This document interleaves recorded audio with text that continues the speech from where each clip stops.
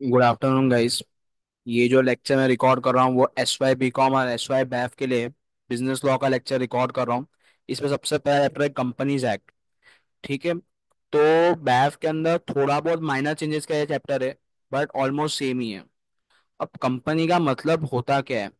Company means any company incorporated under this act और under any previous company law. जो सबसे पहला company law आया था ना, वो 1956 में आया था। और जब सत्यम स्कैम हुआ था उसके बाद 2013 में पूरा लॉ चेंज हुआ था और नया लॉ आया था। या तो 2013 के लॉ के अंदर इनकॉर्पोरेटेड उसको भी कंपनी माना जाएगा, और अगर 1956 की भी कंपनी है, कंपनी लॉ के अंदर रजिस्टर्ड है, तो उसको भी कंपनी माना जाएगा। अब कंपनी के अंदर है ना, क्या क्या इंक्लूड होता है मालूम है? एक कंपनी इनकॉर्पोरेटेड आउटसाइड इंडिया, जो यहाँ पर रजिस्टर्ड नहीं हुई है, यहाँ के कंपनी लॉ के अंदर रजिस्टर्ड नहीं हुई है, बाहर की कंपनी लॉ के अंदर रजिस्टर्ड हुई है ना, तो भी उसको कंपनी माना जाएगा। उसका डेफिनेशन पढ़ोगे फॉरेन कंपनी के अंदर। बट इसके अंदर कोऑपरेटिव सोसाइटी नहीं आती है, क्योंकि कोऑपरेटिव सोसाइटी का खुद का एक्ट रहता है। ठीक है। फिर further,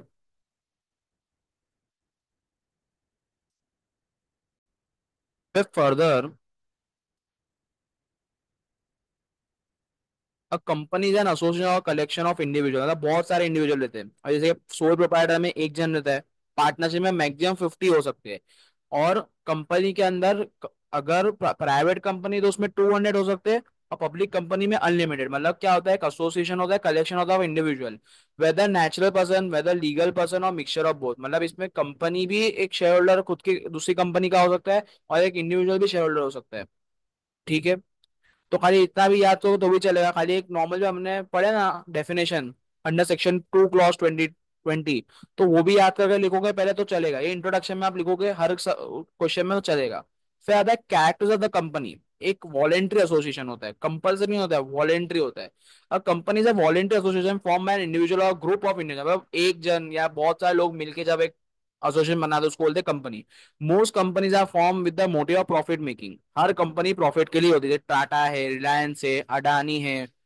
accept the section 8 company that is non governmental organisation. मतलब ये जो कंपनी ना, इनका प्रॉफिट कमाने का मोटिव नहीं होता है। जैसे कि टाटा का अपना सेक्शन 8 कंपनी अलग से है, अडानी का अपना सेक्शन 8 कंपनी अलग से है, तो वो उनका प्रॉफिट कमाने का मोटिव नहीं होता है। Profit earn is divided among the share holders और save for the future expansion of the company. अब प्रॉफिट जब हम डिवाइड करते हैं ना सब मेंबर्स के बीच में, तो उसको हम लोग बोलते हैं डिविडेंड। और अगर हम लोग फ्यूचर के लिए रखते हैं तो उसको बोलते हैं हम लोग रिजर्व। फिर आता है सेपरेट लीगल एंटिटी। अब जो मेंबर्स रहते हैं वो अलग होते हैं, और कंपनी खुद का अपनी आइडेंटिटी रहती है। और company becomes a separate legal entity as compare to its members where it registered with an appropriate authority that is ROC.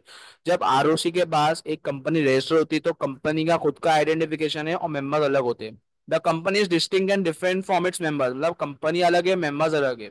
In law it had it has its own seal and its own name, मतलब खुद का नाम रहता है, खुद का seal. जैसे कि हर एक इंसान का साइन रहता है, वैसे कंपनी का एक सील होता है, उसको बोलता है common seal. Its asset and liabilities are separate and distinct from those of its members, मतलब मेंबर्स के लायबिलिटीज अलग रहते हैं और कंपनी के असेट लायबिलिटीज अलग रहते हैं। It is capable of owning property, इन लोग प्रॉपर्टी ओन भी कर सकते हैं, बेच भी सकते हैं, खरीद भी सकते हैं। इंकरिंग डेट, मतलब वो लोग किसी से लोन ले सकते हैं, डिबेंचर्स के जरिए से, बॉन्ड्स के जरिए से, या बैंक से लोन ले सकते हैं। बोरोइंग मनी, एम्प्लॉइंग पीपल, लोगों को रिक्रूट करना, having a bank account, bank account भी रहता है कंपनी का। Entering into contract and sewing and being sued separately, मतलब खुद किसी पे केस भी कर सकते हैं और कंपनी पे केस हो भी सकता है। अभी एक केस लॉ है जो सेपरेट लीगल एंटिटी में बहुत फेमस है, सैलेमन वर्सेस सैलेमन लिमिटेड। जिसके अंदर क्या होता है, कंपनी होती है जो एक बंदे ने फॉर्म किया था, इसको बोलते हैं सैलेमन। अब उसने क्या किया है, उसने शेयर्स भी खरीदा है और उसने डिबेंचर्स भी खरीदा है अपनी कंपनी के।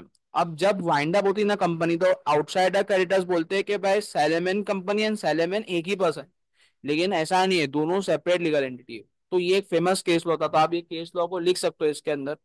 पता है लिमिटेड लायबिलिटी, अब कंपनी की सबसे स्पेशल चीज यही होती है, क्योंकि लायबिलिटीज लिमिटेड होती है, अनलिमिटेड नहीं होती है। अब लिमिटेड में भी दो चीज आती है, तो लिमिटेड बाय शेयर होता है या तो लिमिटेड बाय गारंटी होता है। फॉर एग्जांपल, मैं एक कंपनी का शेयर होल्डर हूँ, रिलायंस का मैं शेयर होल्डर हूँ। मैंने रिलायंस के 1000 शेयर खरीदा हूँ। अगर रिलायंस कंपनी बंद भी होती है बाय चांस, तो मेरे को सिर्फ 1000 शेयर तक की मेरी लायबिलिटी रहेगी, उससे ज्यादा नहीं रहेगी, वो भी अनपेड अमाउंट का, पेड अमाउंट नहीं।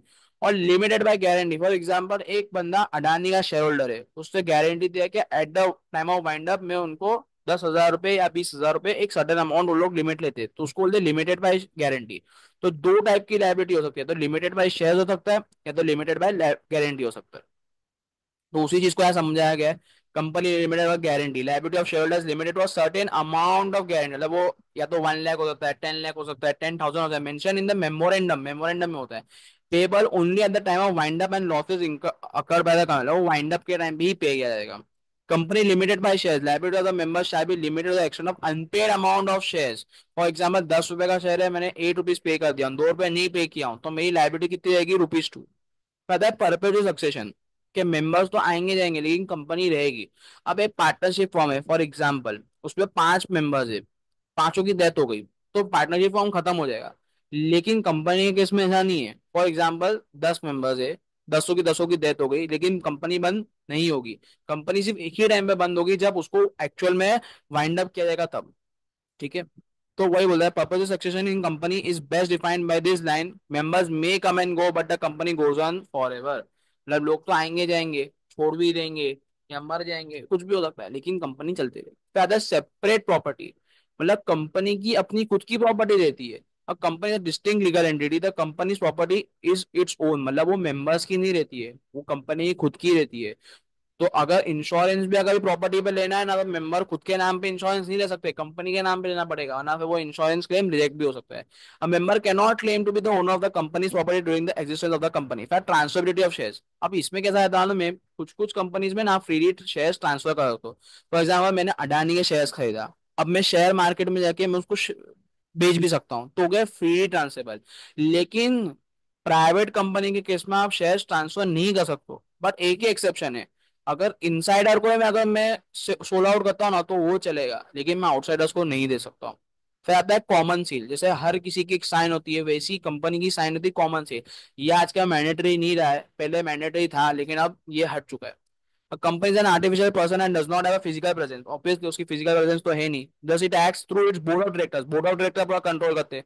For carrying out its activities and entering into various agreements. Such contract must be under the seal of the company. मतलब कंपनी का सील रहना ही चाहिए। ठीक है। फिर आता है capacity to sue and being sued, मतलब वो किसी पे केस भी कर सकता है और उसके ऊपर कोई केस कर भी सकता है। सेपरेट मैनेजमेंट, ठीक है, तो इन लोग का सेपरेट मैनेजर होता है। A company is administered and manage by its manager personal, that is the board of director, मतलब बोर्ड ऑफ डायरेक्टर्स ही पूरा ऑपरेट करते हैं। The share holders are simply the holders of the share in the company and need not necessary the manager of the company. ऐसा नहीं है कि अगर मैं शेयर होल्डर अडानी का तो मैं सारी चीज कंट्रोल करूंगा, नहीं, उन लोग के बोर्ड ऑफ डायरेक्टर्स हर चीज संभालेंगे। अभी डिसएडवांटेजेस भी है कंपनी के फॉर्मेशन के लिए। बहुत सारी फॉर्मेलिटीज रहती है, बहुत सारे फॉर्म्स भरने पड़ते हैं, बहुत सारे फीस भरनी पड़ती है। तो एक तो ये separation of control from ownership, greater social response, बहुत ज्यादा सोशल रिस्पॉन्सिबिलिटी है। फॉर एग्जाम्पल मेरे बहुत सारे प्रॉफिट्स है, ये आप पढ़ोगे आपको शायद इसमें होगा कि नहीं होगा मुझे मालूम नहीं, एक टॉपिक है CSR करके। अगर आपका एक स्पेसिफाइड टर्नओवर या स्पेसिफाइड नेटवर्थ या स्पेसिफाइड प्रॉफिट, नेट प्रॉफिट अगर आपका एक्सीड होता है तो आपको सोशल रिस्पॉन्सिबिलिटी में खर्चा करना पड़ता है। तो बहुत सारे social responsibility, greater tax burden certain cases, अगर ज्यादा इनकम है तो टैक्स भी ज्यादा भरना पड़ेगा। वाइंडिंग का प्रोसीजर लेंदी, बहुत सारे फॉर्मेलिटीज करनी पड़ती है। अकाउंटिंग प्रोसीजर बहुत लंबा रहता है, ये आप पढ़ोगे TY के अंदर, सेम 6 के अंदर आपको एक चैप्टर आएगा लिक्विडेशन ऑफ कंपनीज करके, तो उधर मालूम पड़ेगा, उधर पूरी अकाउंटिंग करनी पड़ती है, बहुत सारी चीज रहती है। तो सबसे बड़ी चीज तो यही है, बहुत सारे फॉर्मेलिटीज रहती है, मतलब बहुत सारे फॉर्म्स भरने पड़ते हैं, फिर बहुत कॉस्ट होता है, स्टैम्प ड्यूटी भरनी पड़ती है, बहुत सारी चीजें रहती है। फिर further separation of control from ownership. Members of small shareholders of a company do not have any effective control over the function and decision of the company because the number of people in the company is a large in number that an individual or even a small group of people cannot have big effect on the functioning of the organization. मतलब छोटे मोटे लोग company के उस पर decision पे impact नहीं कर सकते, बहुत सारे शेयर होल्डर्स रहते हैं कंपनी के अंदर। फिर आता है greater social responsibility. Companies incorporated under Companies Act have to pay a higher tax, obvious चीज है। An incorporated company does not get any discount in minimum tax limits.